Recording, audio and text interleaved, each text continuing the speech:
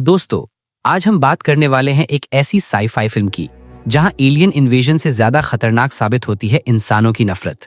मैं बात कर रहा हूं अट्रैक्शन 2017 की, एक रशियन साई-फाई थ्रिलर जो बाहर से एलियन मूवी लगती है, लेकिन अंदर से ये डर, गुस्से और इमोशंस की कहानी है।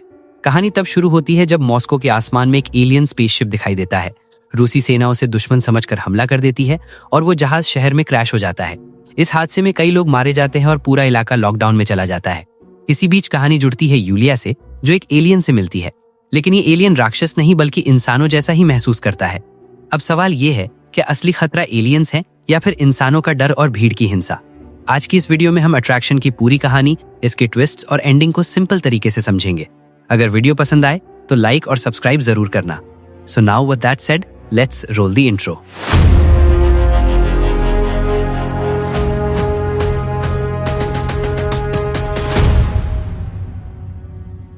कहानी की शुरुआत में हम जूलिया और उसकी फ्रेंड को देखते हैं और वो दोनों क्लासरूम में थी। जूलिया के मेल फ्रेंड का नाम आर्टियोम था। जूलिया के फादर एक कर्नल थे और उनको आर्टियोम बिल्कुल भी पसंद नहीं था। अब जूलिया और उसके फ्रेंड का प्रोग्राम एक मीट्रॉइड देखने का था। तभी उस जगह पर आर्टियोम भी आ जाता है। तभी जूलिया की फ्रेंड उन दोनों को रूम की चाबी दे देती है। तभी हम देखते हैं पूरे शहर में मीट्रॉइड की बारिश हो रही थी, लेकिन मीट्रॉइड गिरने के साथ साथ बहुत अजीब किस्म की चीज जमीन की तरफ आ रही थी और ये चीज रशिया के आसपास थी। इसीलिए रशियन कमांडर्स इस चीज को डिस्ट्रॉयड करने के लिए ऑर्डर्स दे देते हैं। ये ऑब्जेक्ट कोई नॉर्मल प्लेन नहीं था, बल्कि एक एलियन स्पेसशिप था। अब जैसे ही उस एलियन स्पेसशिप को ब्लास्ट किया जाता है, तो जैसे वो खराब हो जाती है, वो एलियन स्पेसशिप खराब होकर सिटी की तरफ जाने लगती है। और ये सब देखकर सिटी के लोग बहुत ज्यादा डर जाते हैं और इधर उधर भागने लगते हैं। मगर रशियन फोर्स के लोग उस एलियन स्पेसशिप पर और भी ज्यादा अटैक कर रहे थे, जिसकी वजह से वो स्पेसशिप खराब हो जाता है और वो स्पेसशिप आसपास की बिल्डिंगों को तोड़ते हुए आगे बढ़ती है। और इन बिल्डिंग्स में जूलिया के फ्रेंड की बिल्डिंग भी टूट जाती है। लेकिन अब जूलिया की फ्रेंड छत पर ही थी, इसीलिए उसकी भी डेथ हो जाती है और जूलिया भी नीचे गिरने लगती है। लेकिन तभी आर्टियोम उसे पकड़कर ऊपर खींच लेता है और देखते ही देखते ये एलियन स्पेसशिप नीचे क्रैश हो जाता है। और अब इस इंसिडेंट की वजह से सिटी में बहुत ज्यादा लोग मारे गए थे। सबको ऐसा लग रहा था मानो कि उनके ऊपर कोई अटैक हो रहा है और उनको रेस्क्यू करने के लिए मिलिट्री के लोग आ जाते हैं। और तभी हम जूलिया के फादर को देखते हैं। वो अपने ट्रांसलेटर को लेकर स्पेसशिप के पास जाते हैं। तभी वहां पर एक एलियन बाहर आता है, लेकिन वो किसी पर अटैक नहीं करता, इसीलिए दूसरी टीम भी उन पर अटैक नहीं करती। वो एलियन टेलीपैथी के जरिए ट्रांसलेटर को जवाब देता है। वो उनको बताते हैं कि मीट्रॉइड की वजह से उनका स्पेसशिप खराब हो गया था और रशियन एयरफोर्स के अटैक की वजह से उनका स्पेसशिप खराब हुआ था, जिनकी वजह से वो अर्थ पर क्रैश लैंड हो गई। जमीन पर रहने वाले लोगों को नुकसान पहुंचाने का उनका कोई भी इरादा नहीं था और थोड़े ही दिन में वो अपने स्पेसशिप को ठीक कर लेंगे और इसके बाद वो यहाँ से चले जाएंगे। अब कॉन्फ्रेंस में कर्नल सभी को यही मेन रिपोर्ट बताते हैं कि वो एलियंस हम पर अटैक करने के लिए नहीं आए थे, बल्कि हम लोगों की गलती की वजह से उन लोगों ने यहाँ पर क्रैश लैंडिंग किया है। अब वो लोग डिसाइड करते हैं कि एलियंस को कुछ दिनों का टाइम देंगे, जिनसे वो अपना स्पेसशिप ठीक कर लेंगे और वो खुद ही यहाँ से चले जाएंगे। इसके बाद जूलिया के फादर उसको हॉस्पिटल से लेने आते हैं और आर्टियोम के साथ देखकर उसको बहुत ज्यादा डांटते हैं और जूलिया को घर ले जाते हैं। अब क्योंकि इस हादसे में जूलिया ने अपनी फ्रेंड को खोया था और अब उसको एलियंस पर बहुत ही ज्यादा गुस्सा था, इसीलिए वो चुपके से अपने फादर की गन चुरा लेती है। अब जूलिया आर्टियम और उसके गैंग के लोग उस एलियन को मारने का प्लान बनाती है, क्योंकि आर्टियम किसी गैंगस्टर से कम नहीं था। क्योंकि आर्टियम और उसके गैंग के लोग इस बात से अग्री हो जाते हैं। अब ये लोग रात को छुपकर जूलिया की बिल्डिंग के पास जाते हैं, क्योंकि इस बिल्डिंग के आसपास ही वो एलियन स्पेसशिप थी। बिल्डिंग के पास उनको एक एलियंस की डिवाइस नजर आती है और दूसरी तरफ जूलिया उसकी फ्रेंड के रूम में जाती है। वो वहां जाकर अपनी फ्रेंड की पिक्चर देखती है और उसे याद करके बहुत ज्यादा रोने लगती है। और तभी वहां पर एक एलियन आ जाता है और जूलिया उससे काफी ज्यादा डरती है और चिल्लाने लगती है और साथ ही उसे शूट कर देती है। लेकिन इसी दौरान जूलिया का बैलेंस खराब हो जाता है और वो नीचे गिरने लगती है। लेकिन एलियन जूलिया को नीचे गिरने नहीं देता और वो उसको बचा लेता है। अब जूलिया की आवाज सुनकर आर्टियम और उसके साथी वहां पर आ जाते हैं और उस एलियन को मारने लगते हैं, जिसकी वजह से वो एलियन बिल्डिंग से नीचे गिर जाता है। और जब वो नीचे आते हैं तो वहां पर उनको एक एलियन का सूट मिलता है और वो सूट काफी थिक और अजीब मेटल से बना हुआ था और वो सूट में जो एलियन था वो वहां से गायब हो चुका था। इन्हीं आवाजों की वजह से वहां पर मिलिट्री आ जाती है और वे इस एलियन के सूट को लेकर वहां से चले जाते हैं। और जब वहां पर आर्मी आती है तो उनको एलियन का एक डिवाइस मिल जाता है और वो उस डिवाइस को अपने लैब में ले आते हैं। और अब जूलिया सोचती है कि उसे कुछ ना कुछ तो वहां पर मिलेगा और वो अगली सुबह उसी एलियन की तलाश में उसी बिल्डिंग पर चली जाती है और वहां पर जाकर उसे कुछ डेड बॉडीज मिलती हैं और उन डेड बॉडीज के दरमियान वो आदमी काफी ज्यादा घायल होता है और जूलिया को ये पता चल जाता है कि यही एलियन है। और अब वो उस एलियन को अपनी गाड़ी में रख लेती है और अब वो अपने एक फ्रेंड की मदद से वो उसे हॉस्पिटल लेकर जाती है। अब वो एलियन बिल्कुल ही इंसानों जैसा नजर आ रहा था, इसीलिए किसी को भी इस बात का शक नहीं होता कि ये एलियन है। और अब जूलिया उस एलियन को अपना ब्लड भी देती है, और जब जूलिया उस एलियन की बॉडी को देख रही होती है तो वो एलियन अचानक से ही जूलिया का हाथ पकड़ लेता है और अपनी कुछ एनर्जी उसमें ट्रांसफर करता है, जिसमें जूलिया की बाजू पर एक ब्रेसलेट बन जाता है। उसके बाद जब जूलिया घर आ जाती है और घर आकर शावर लेने लगती है तो उसको उस ब्रेसलेट की खूबी का पता चलता है, और वो ब्रेसलेट पानी को कंट्रोल कर सकता था। दूसरी तरफ लैब में उस डिवाइस पर सर्च चल रही थी और इन साइंटिस्ट को कुछ भी पता नहीं चल रहा था। और कर्नल जब पानी लेने जाते हैं तो वो नोटिस करते हैं कि पानी में अजीब किस्म की व्यूज आ रही हैं। यही नहीं, एक साइंटिस्ट अगले दिन यही नोटिस करता है कि सिटी की एक नहर बिल्कुल ही खाली हो गई है। और तभी एक इमरजेंसी कॉन्फ्रेंस रखी जाती है और वो सबको अपना ये गैस बताता है कि जैसे पानी इंसानी सेल्स को रीजनरेट करने के लिए बना है, वैसे ही शायद ये एलियंस अपने स्पेसशिप को ठीक करने के लिए पूरे सिटी का पानी ले रही हैं। और दूसरी तरफ शायद लोगों के पीने के लिए पानी नहीं होगा। दूसरी तरफ जूलिया उस एलियन के ठीक होने के बाद उसे अपने गैराज में ले आती है।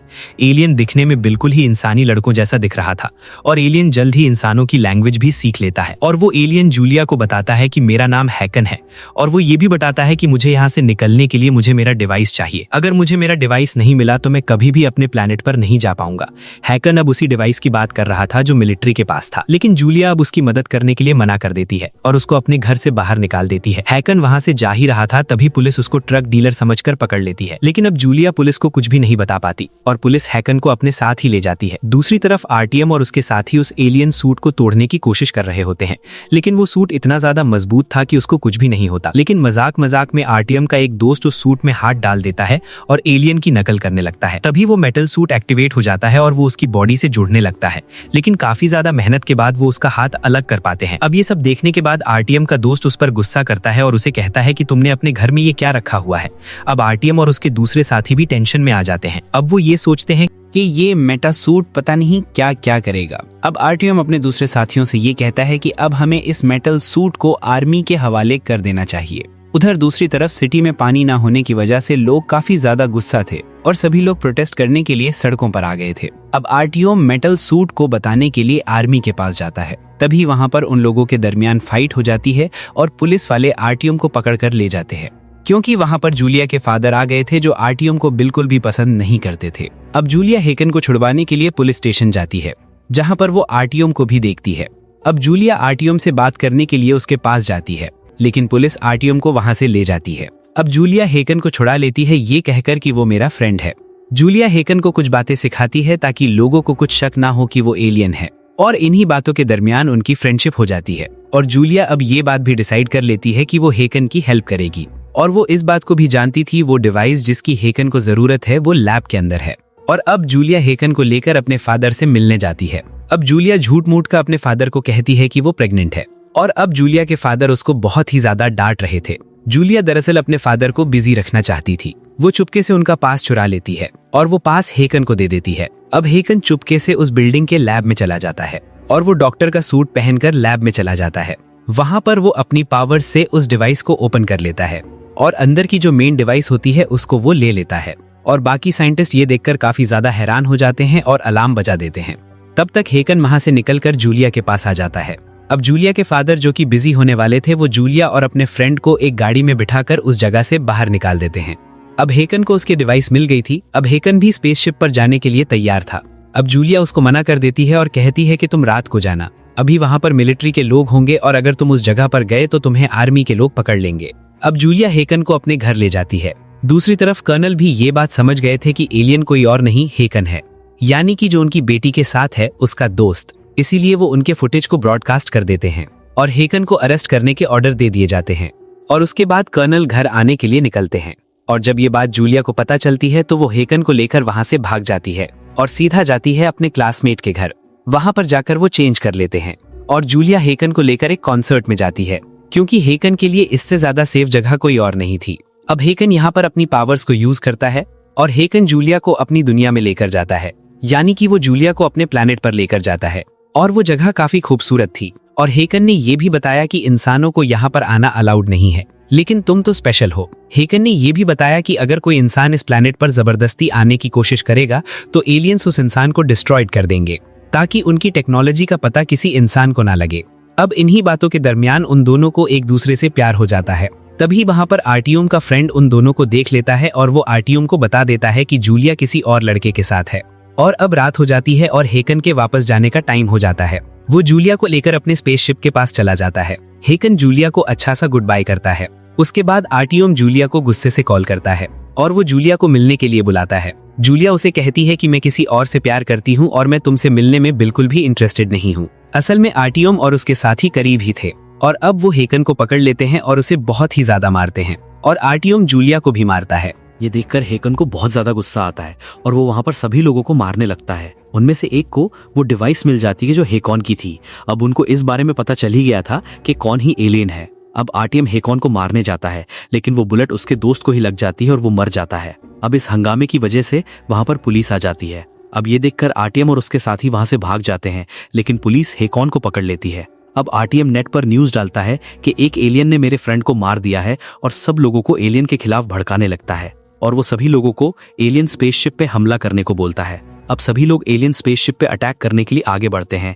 तभी स्पेसशिप के आई रोबोट्स बाहर आते हैं और अब उनकी और इंसानों की फाइट होने लगती है। और जब आर्टियम उस सूट को देखता है तब वो उस सूट को पहन लेता है और वो इनका पीछा करने लगता है। अब वहां पर आर्टियम और हेकॉन की फाइट होती है और हेकॉन एलियन होने के बावजूद आर्टियम से हार जाता है। तभी आर्टियम उस एलियन के सूट से बाहर आ जाता है और हेकॉन पर फायर करने लगता है और इन सब में जूलिया और हेकॉन काफी ज्यादा इंजर्ड हो जाते हैं। अब कर्नल ये देखते हैं कि उनकी बेटी काफी ज्यादा इंजर्ड है और दूसरी तरफ आर्मी आर्टियम को अरेस्ट कर लेती है। शिप के अंदर एआई रोबोट्स उन दोनों को अंदर ले जाते हैं और जूलिया और हेकॉन को अलग अलग चेम्बर्स में रखते हैं। अब उनकी एडवांस टेक्नोलॉजी की मदद से जूलिया जल्दी ही ठीक हो जाती है, लेकिन हेकॉन को ठीक होने के लिए टाइम लगने वाला था। अब एलियंस की शिप भी रिपेयर हो गई। अब जूलिया और उसके फादर स्पेस शिप से बाहर आ जाते हैं और ये एलियन शिप अर्थ से चली जाती है। अब जूलिया हेकॉन की यादों में ही अपना टाइम गुजारती है और इसी के साथ इस कहानी का ये सफर यहीं खत्म होता है। ये फिल्म हमें सिर्फ एलियंस की कहानी नहीं सुनाती, बल्कि ये दिखाती है कि डर जब समझ में ना आए तो वो नफरत बन जाता है और नफरत तबाही।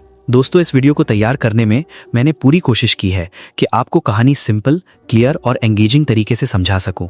अगर आपको वीडियो पसंद आया हो, अगर आपने एंड तक देखा हो, तो लाइक करके अपना सपोर्ट जरूर दिखाना और ऐसी ही मूवी एक्सप्लेन वीडियोस के लिए चैनल को सब्सक्राइब करना मत भूलना। मिलते हैं अगली कहानी के साथ, तब तक के लिए take care and stay curious.